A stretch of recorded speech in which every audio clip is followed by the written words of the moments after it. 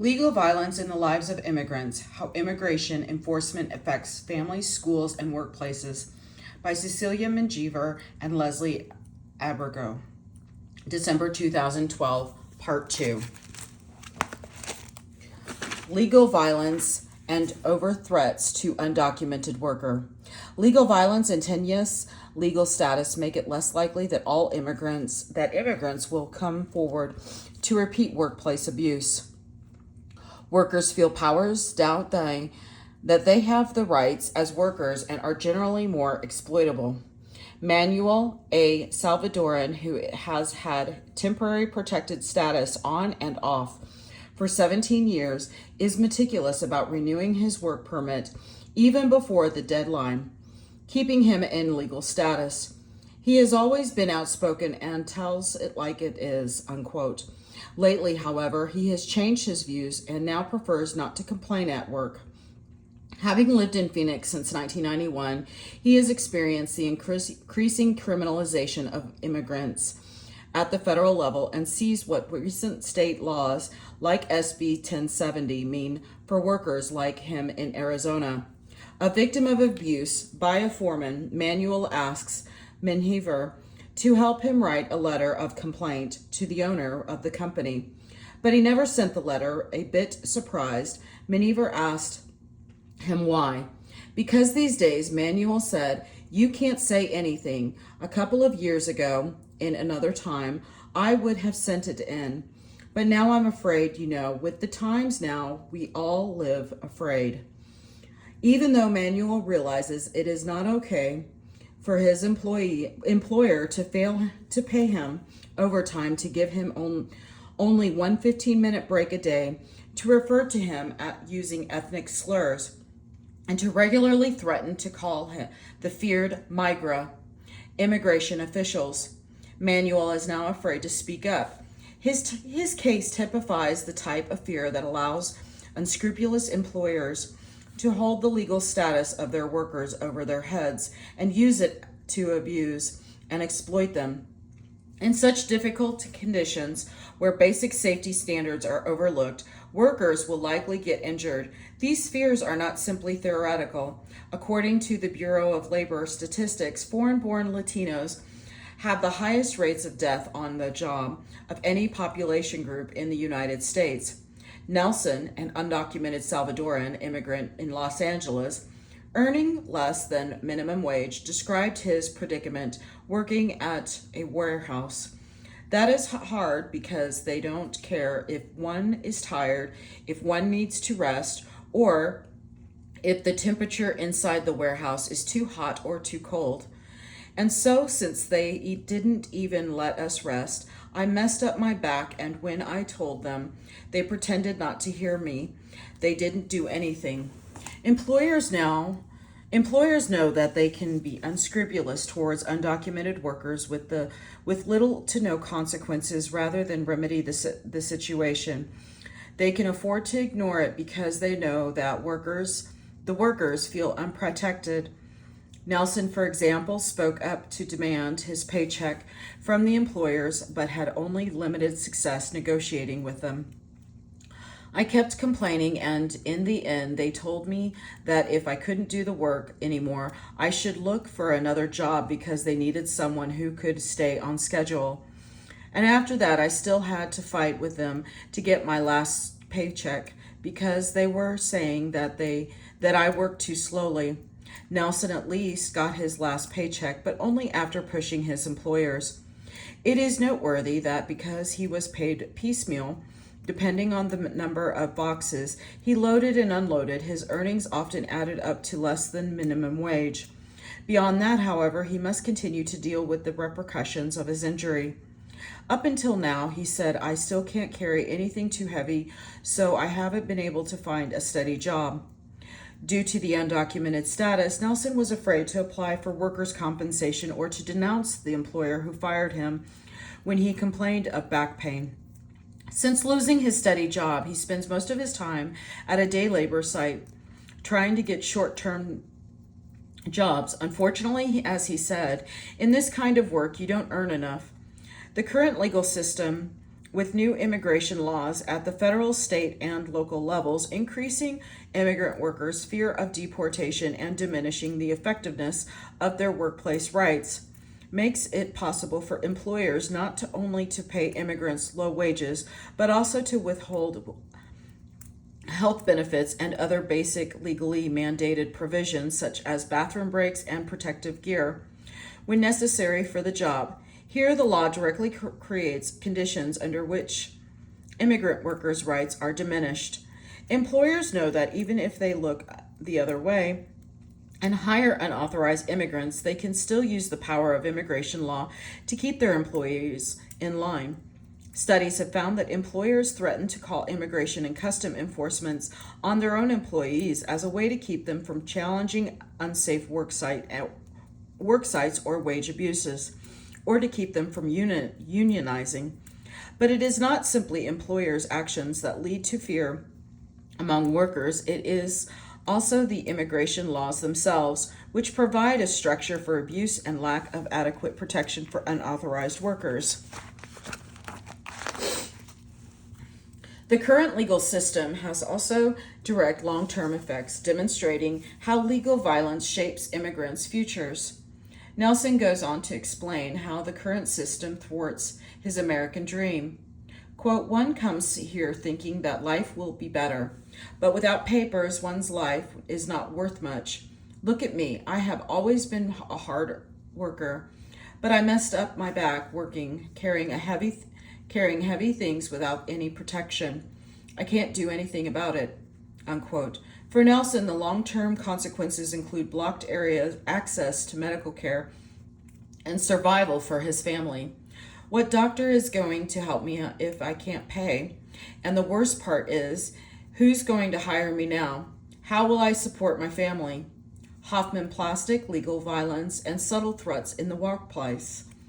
In 2002, the Supreme Court ruled in the case of Hoffman Plastic Compounds, Inc. versus NLRB that undocumented workers who had been unfairly terminated in this case under the provisions of the National Labor Relations Act for engaging in union organizing were not subject to the same remedies available to other workers such as back pay or reinstatement. The court based its decision on the fact that the Immigration Reform and Control Act of 1986 explicitly operated to stop undocumented workers from being hired, and that providing such remedies would go against this goal. Even in the face of the Hoffman decision, as legal scholar Ming Hixiao Chen pointed out, the main regulatory agencies that enforce employment law, the National Labor Relations Board, the Department of Labor, and the Equal Employment Opportunity Commission, all interpreted the decision, narrowly refusing to consider immigration status when it comes to workplace violation investigations. These agencies argued during the Hoffman litigation that the only way to prevent workplace abuses for all workers, including non-immigration workers, is to go after all unscrupulous employers. Negating claims of workplace abuse based on immigration status would, in Chen's words, create perverse incentives and a double harm for the immigrant workers and non-immigrant workers who became more burdensome to hire by comparison, unquote. But while administrative agencies have mostly kept protections for unauthorized workers, courts in states such as Kansas, Pennsylvania, Michigan, New York, and New Jersey have used the Hoffman decision to limit workplace protections. As Chen's work illustrates, agencies like the National Labor Relations Board understand that the only way to stop wage hour and labor abuses is to aggressively go after all bad apple employers.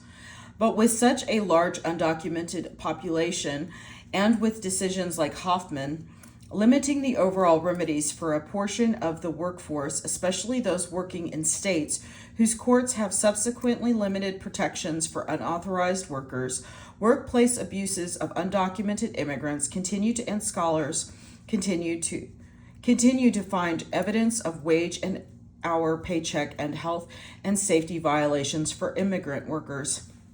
Moreover, as sociologist Shannon Gleason illustrates, it is not simply overt abuses that keep undocumented workers from speaking up. It is also the fact that their very status actually contributes to their self-identity as not being legitimately protected workers in the United States.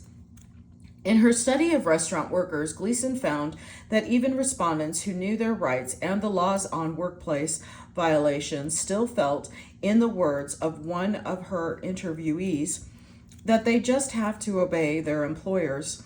Other respondents also feared other co-workers who could be just as hostile as their employers about the immigration status. Gleason concludes that many workers actively choose to keep their heads down and avoid problems. Even where no overt, only implicit threats exist to their well-being as undocumented immigrants, these unspoken concerns often limit immigrants' rights, claiming as much as the outright threats, and contribute to the overarching structure of legal violence. Employer sanctions and legal violence, E-Verify, and the Legal Arizona Workers Act of 2007. The final portion of legal violence in the workplace stems from the very efforts to crack down on undocumented workers in the first place. As with Hoffman, courts have ruled that remedies for unscrupulous employers that conflict with explicit attempts to remove undocumented immigrants from the workplace cannot be used. But even before the Hoffman decision in 2002, researchers found that the very presence of laws designed to discourage employers from hiring undocumented workers had resulted in discrimination against, in the words of researchers B. Leisy, Lowell J. Teachman, and Zhongren Jing, foreign appearing and potentially unauthorized persons, namely Latinos. In these cases, employers are less likely to hire a Latino worker under the assumption that they would be better off hiring people who, in their minds, could not fall afoul of immigration laws in the first place. In the past few years, employer sanctions have taken the form of laws to enhance electronic verification of worker status through state laws like the Legal Arizona Workers Act. Like the earlier cases of employer sanctions, this push has contributed to fears within the Latino community, documented and undocumented, that they could lose their jobs if they speak up against workplace abuses. In 2007, Arizona passed the Legal Arizona Workers Act, a law that went into effect on January 1st, 2008.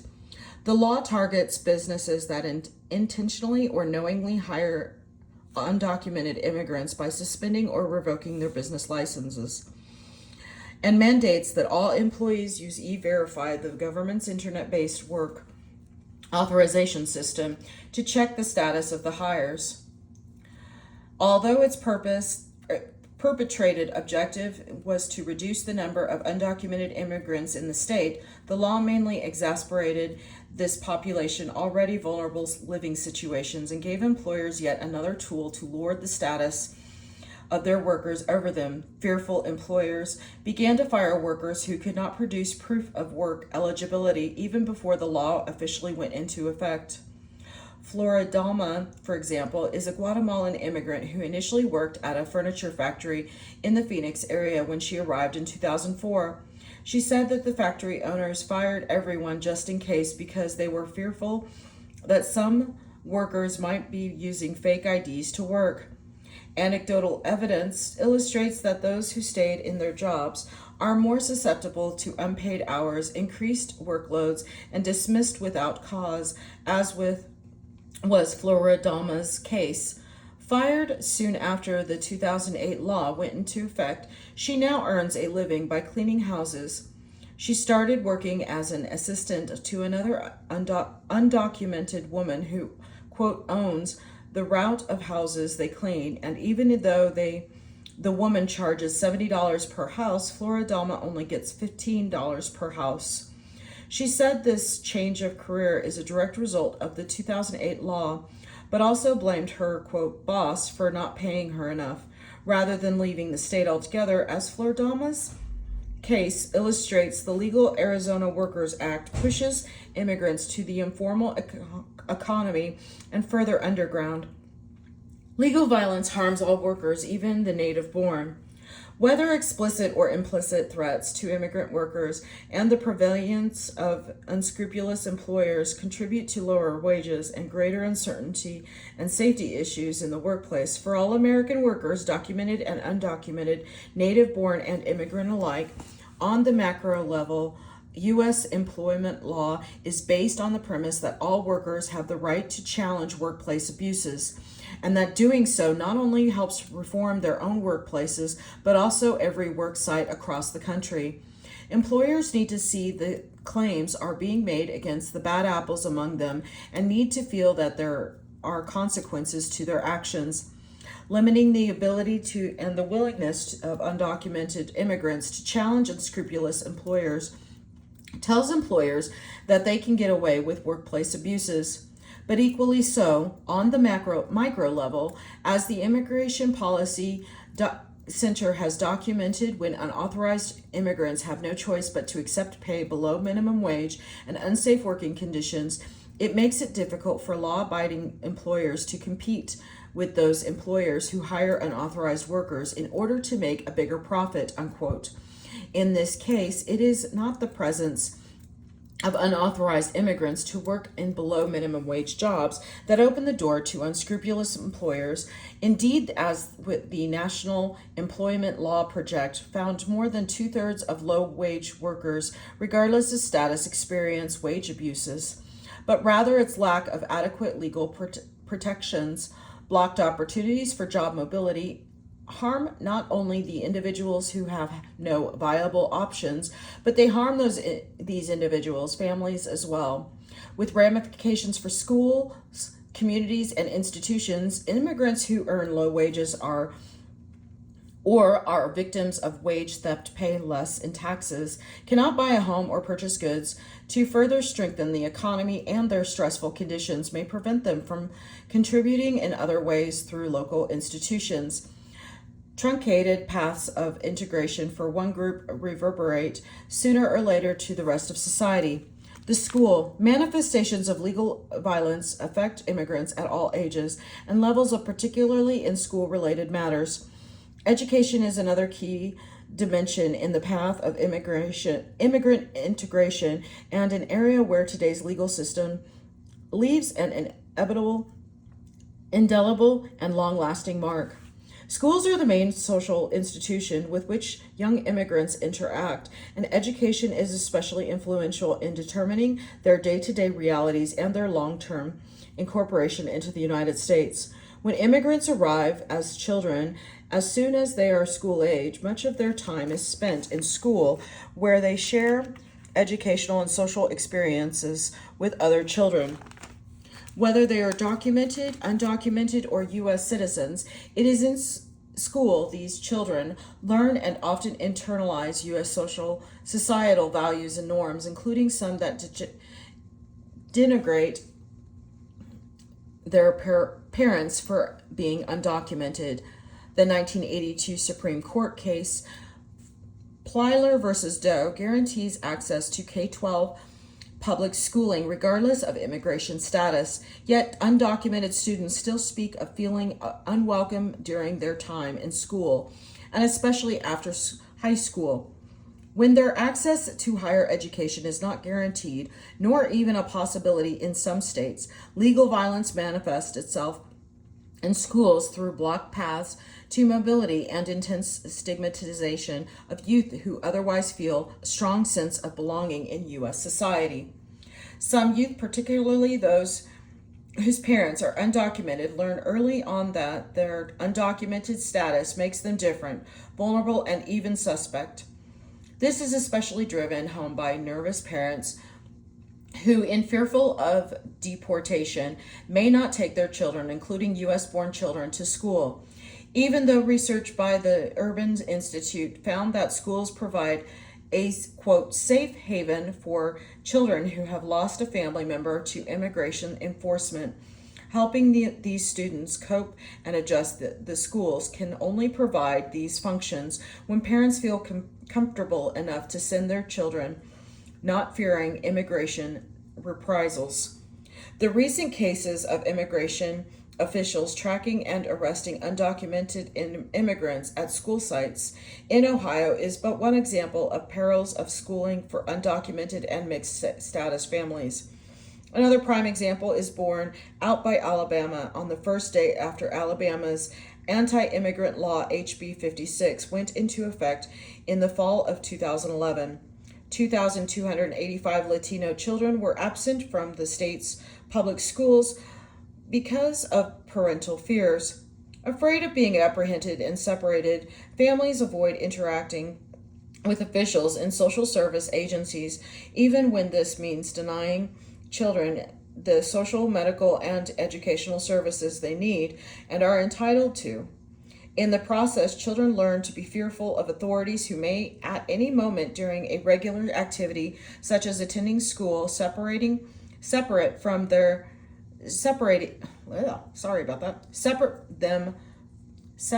them from their families, or send them to a country they do not remember or simply do not know. Jorge, a Salvadorian college student in Los Angeles, for example, recalled being scared in high school. There would be fights and the cops would come and I would stay away. But I would think, what if immigration comes and tries to find those who don't have a social security number? You try to go through your day like nothing, but in the back of your head, you're always scared. And while the Obama administration's recent announcement of the Deferred Action for Childhood Arrivals program offers a glimmer of hope for certain youth in the form of a 2-year renewable reprieve from deportation and a work permit for people brought to the United States prior to age 16, it does nothing to protect their parents or, in some cases, their siblings who might be too old to receive the status.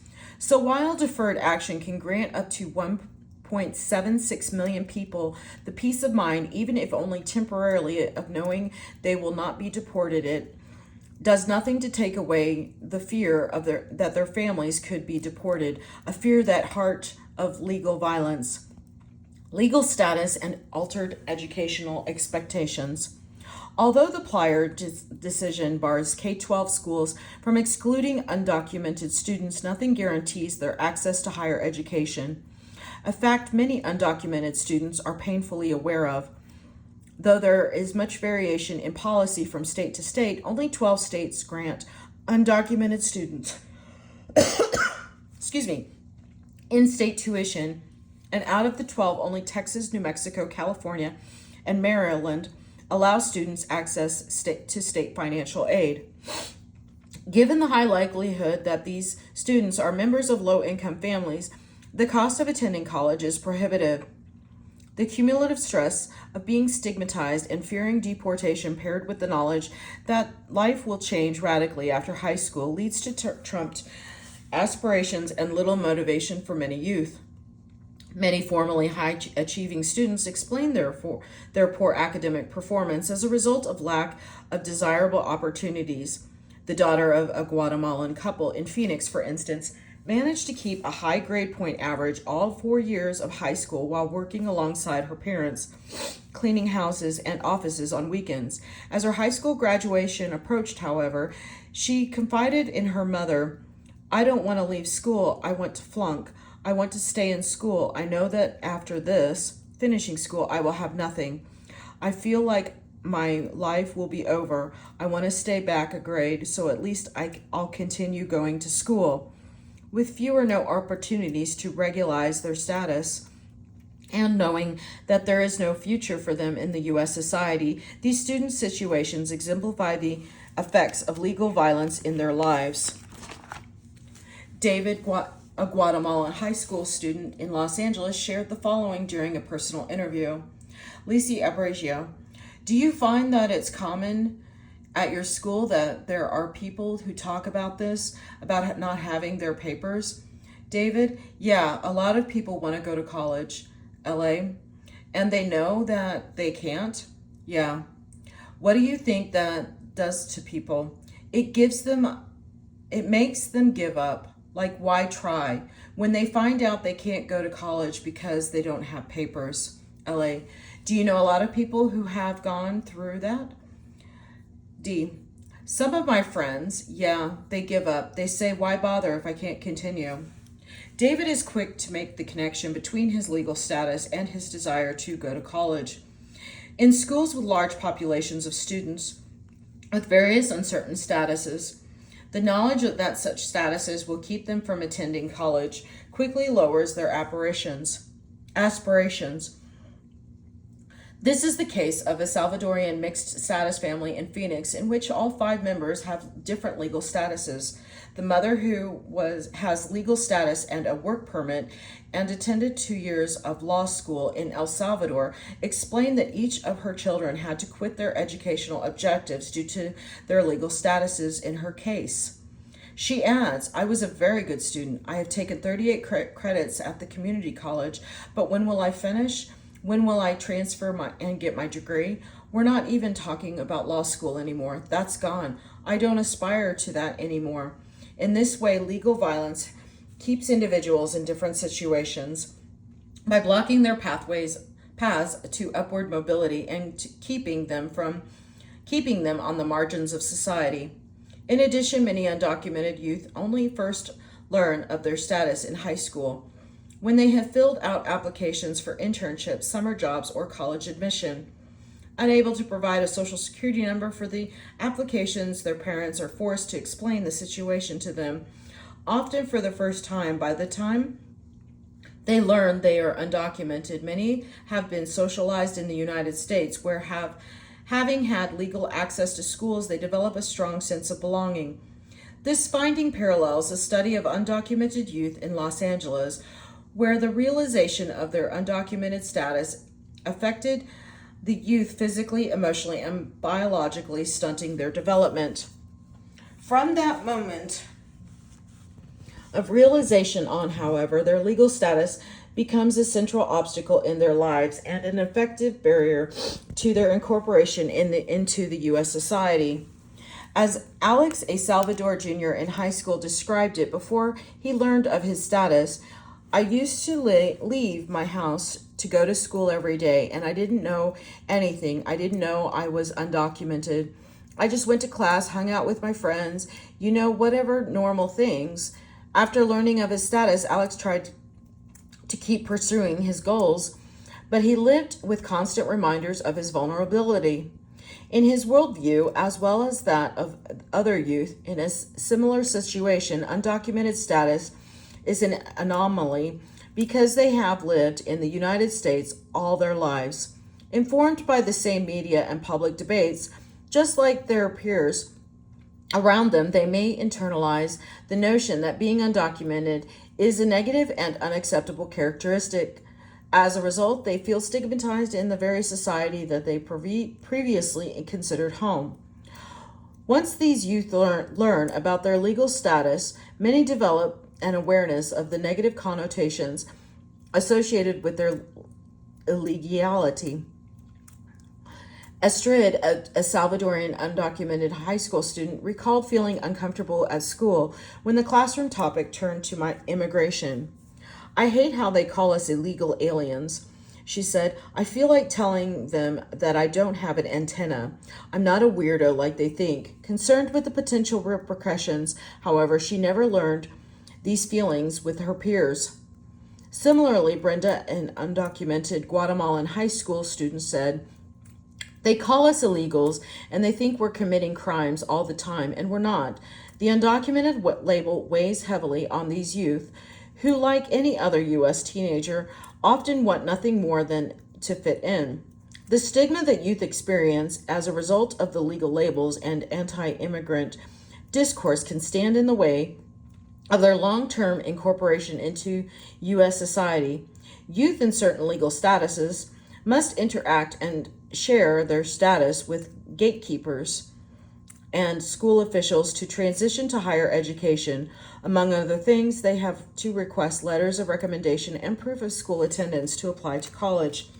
Many students express the mental and sometimes physical distress they experienced whenever they disclosed their status to a new school official.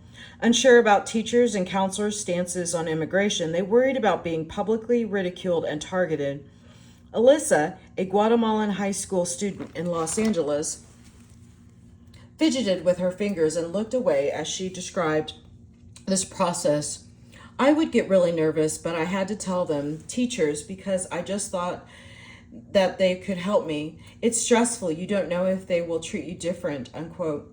In effect, fear and shame affect the students who must rely on teachers and other school officials to access various educational opportunities. Moreover, even when they overcome the stigma of the legal label, those who excel academically are often unable to attend college or claim scholarships awarded to them, effectively being barred from traditional means to upward mobility. Younger students and legal violence. During formative years in adolescence, even awareness of restrictive law impacts one's identity development, with potential long-term repercussions.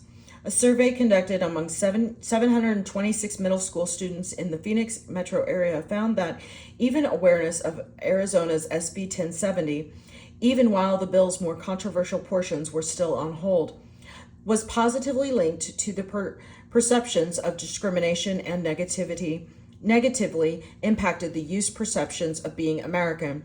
The more they were aware of this law and its ramifications, the more discrimination they perceived, and the less American they felt. These findings echo the work of Joanna Drubby of the University of Albany, who found that even U.S.-born children of immigrants were dissociating from their immigrant heritage, and that young children grew up learning to associate immigrant with undocumented and associate a stigma with immigrant status as a whole. What is even more telling of the ripple effects of these state-level anti-immigrant laws is that in this survey, even non-immigrant children felt the effects of SB 1070.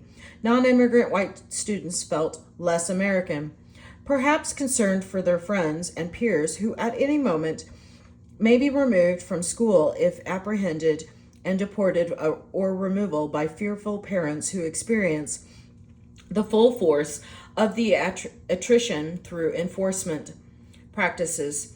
Although it is too early to tell, it would not be surprising to find a similar situation in states like Georgia and Alabama, where equally or more severe immigration laws quickly followed the passing of the Arizona law. Legal violence in the everyday, legal violence in the everyday lives of youth. Legal violence also manifests itself in the youth's lives in ways similar to adults. Although Pyler versus Doe bars public schools from excluding undocumented children in grades K through 12, these students are not protected from deportation outside the school grounds. Like their adult counterparts, undocumented youth may be targeted, detained, and deported for minor infractions such as driving without a license, as more police departments nationwide work in conjunction with immigration and customs enforcements through 287 agreements or the Secure Communities Program. Students in tenuous legal status increasingly fear the possibility of being deported for minor offenses, and although they are largely protected while in school, the fear of deportation extends into other extracurricular activities such as part-time work and group field trips. Legal violence emerges outside school for these youth as they are more likely to be exposed to discriminatory treatment and stigmatization and have fewer, if any, opportunities for advancement. These limitations are particularly evident when undocumented youth try to get a job. Giovanni, a Guatemalan high school student, described his experience as he became aware of his limitations to help his low-income family pay bills. When I want to get a job, I can't. I want to drive, but I can't. So yeah, it's kind of hard for me. I get mad because my parents brought me. I didn't tell them to bring me, but I get punished for it, for not having papers, unquote. The legal violence that his parents experience limits their wages, stands in Giovanni's way of higher education, and blocks him from contributing through employment to improve his family's living conditions. As with adults, children can also live with a deep fear of deportation that permeates all aspects of their lives. Lorena, a Mexican graduate student, shared at a meeting that she was very outgoing as a child. But when Proposition 187 passed in California in 1994, when she was in elementary school, her mother told her she must not tell anyone the secret of her family's immigration status. From that point forward, the fear of accidentally sharing that secret turned her into a painfully shy child. It was not until almost a decade later, when she received legal permanent residency, that she began to heal and let go of that fear. The damage and expression of legal violence in her life continues to shape her decisions and her feelings of exclusions in the United States, even though she is now a naturalized U.S. citizen. In this way, legal violence's consequences are likely to persist long into the future, thereby shaping immigrants and entire communities' integration processes into the United States. Equally important, legal violence hurts native-born citizens as well as immigrants. Nayeli grew up in the outskirts of an affluent city in Southern California, where the majority of inhabitants are white. Throughout her childhood, Nayela's mother, a documented Mexican immigrant, reminded her and her siblings about the need to keep their father's undocumented status a secret. A vocal anti-immigrant group in the area instilled great fear in Nayela, and she grew up very aware of her family's vulnerability in the face of the consequences of illegality. When asked what the hardest part of the situation was, Nayeli described the silence when it comes to talking about it with people that I trust. It's hard just to even talk about it. It's hard for me to even admit that my father is undocumented. I've kept a secret for so long, and I feel like it's my secret, and I don't want to tell people about it. It's the way I internalize it. Nayeli's burden was heavy and constant. Her neighbors' hostility exasperated the potential for harm against her father if her family's secret were revealed. Emotionally, that crushed Nayeli, who cried throughout the interview. Just my dad, period, is an emotional subject for me. She said, if he took long to get home from work, I feared that he was caught. It's a scary feeling. To this day, in her early 20s, she has difficulty discussing anything related to her father and her childhood more generally. Legal violence in higher education. The American dream is founded on the idea that if you work hard, you can succeed. But even undocumented students who play by the rules and excel in school can be blocked from college, either legally or financially, depending on the state in which they reside. An estimated 65,000 undocumented students graduate from high schools in the United States every year. Although undocumented college students are eligible to pay in-state tuition in 12 states, most states bar them from federal and state financial aid, including grants, loans, and work-study programs, with little or no financial resources, because most rely on their undocumented or partially documented parents' low wages. These students often pay priced out of higher education. This makes achieving goals and upward mobility extremely difficult. The case of Phoenix's Carl Hayden High School's robotics team illustrates the loss of talent incurred in the United States because of the nation's immigration laws. In 2004, the robotics team managed to win a national competition, beating out even an entry from the Massachusetts Institute of Technology. But all four members of the team were undocumented.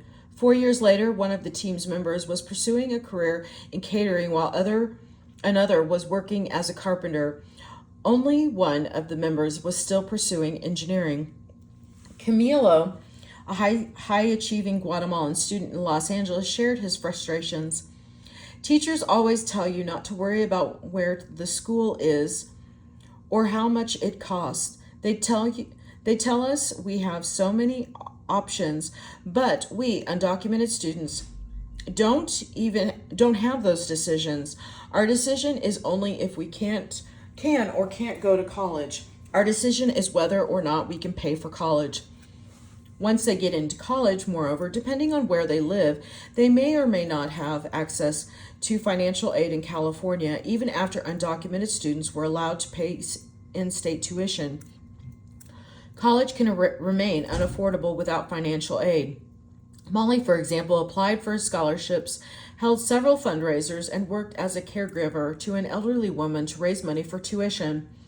I have my money for my first year, she said, but now I'm facing the problem that my scholarship money is running out, and as of right now, I don't really have the money for next year.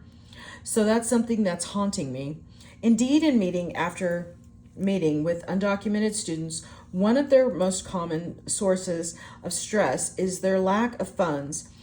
It is not uncommon, for example, to hear stories about students experiencing hunger because they had to use all their funds on tuition instead of food. Although California recently passed 2 bills granting undocumented college students greater access to various sources of financial aid, AB 130 and AB 131, undocumented college students are much more financially restricted throughout the country. Even the students who have temporary protected status have received deferred action or in the process of obtaining legal permanent residence are barred from receiving financial aid. Alex, a Salvadoran high school student in Los Angeles, whose father qualified for legalization through the Nicaraguan Adjustment and Central American Relief Act, was in his senior year when he received his work permit, one of the first steps in the process of obtaining legal residency. As he explained, I'm so happy I cried. I cried when I saw the letter, and most likely I'm not going to get my papers by the time I graduate next year. But it means I can apply to college. I can't apply for financial aid until I have the green card, but now at least I can work, unquote. Even California, where state laws now permit undocumented students to access state financial aid, students with temporary protected status are still ineligible. As doors to higher education and their dreams close, many college students experience great stress after doing everything in their power to work toward their goals. It is disheartening to feel that structurally it is very difficult to complete college even for those who find ways to raise money for tuition and continue on each semester or quarter. They often are also involved in leadership positions in various campus and regional groups to find paths for legalization. The persistent stress of worrying about possible detention, dire financial problems, finding employment, paying tuition, and organizing to push for policy changes on top of being a regular student takes its toll.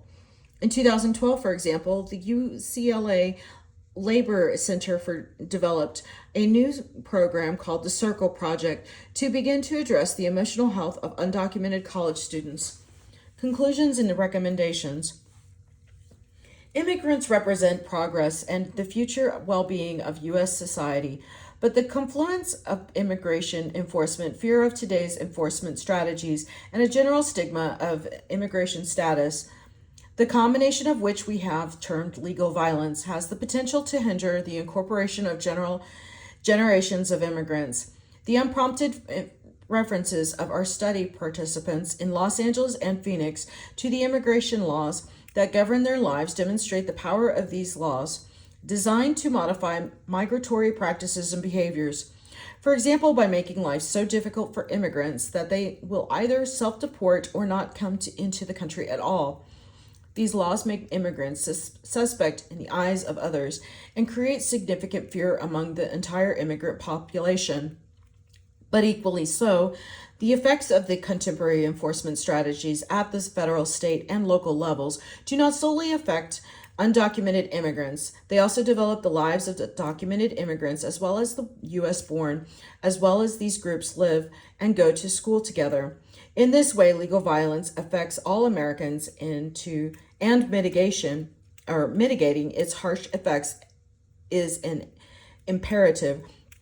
To do so, we offer the following accommodations. Most importantly, both Congress and the Obama administration must address the community-wide anxieties and vulnerabilities related to immigration. The fears that undergird legal violence will never go away while there are 11.1 million undocumented immigrants living in the United States.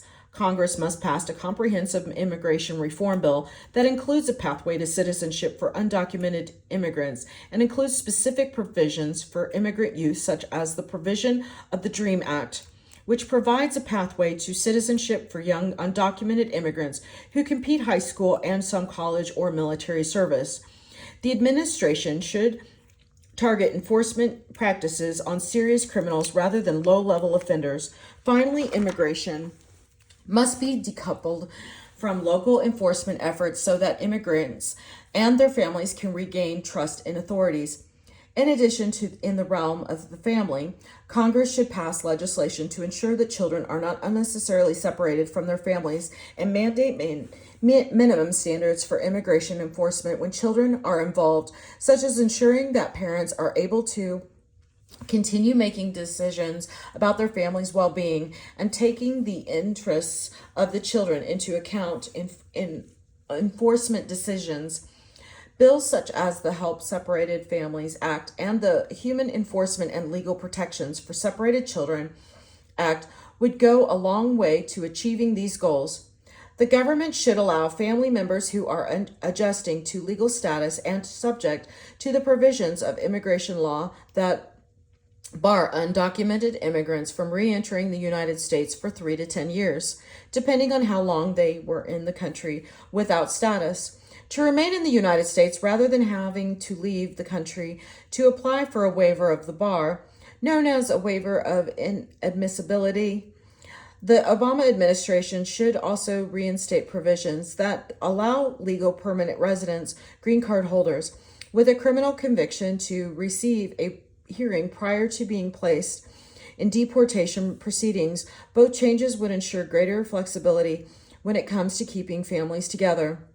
In the realm of the workplace, the government should ensure that all people in the United States, regardless of status, have strong worker protections and go after employers that exploit immigrant workers. Solutions to legal violence in the workplace should ensure, as organizations should such as the National Employment Law Project have argued, quote, that workers know their rights, have full status under the law to assert them, have access to sufficient legal resources, and do not fear retaliation, unquote. In the realm of the school, the government should ensure that the right to K-12 education, regardless of immigration status, enshrined in the 1982 Plyler versus Doe decision, is neither watered down nor legislated away. The government should also ensure that schools are safe places free of immigration and custom enforcement intrusion. Parents must not fear that they could be detained or deported for bringing their children to school. Finally, Congress should support legislative changes that can give undocumented students who want to pursue higher educational degrees access to in-state tuition and the opportunity to apply for financial aid. In the meantime, there are other things that can be done to mitigate the harshest effects of legal violence.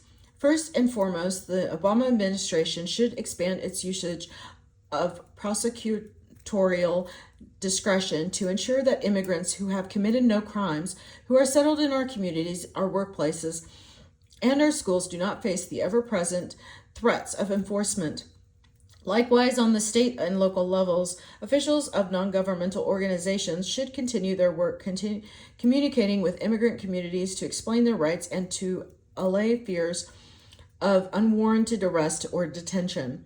With appropriate policy changes, the United States can ensure that all people are able to incorporate and fully contribute to our nation.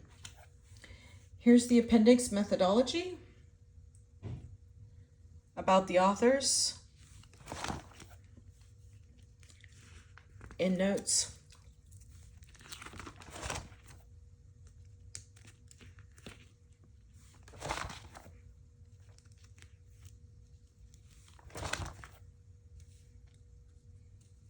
and the final page.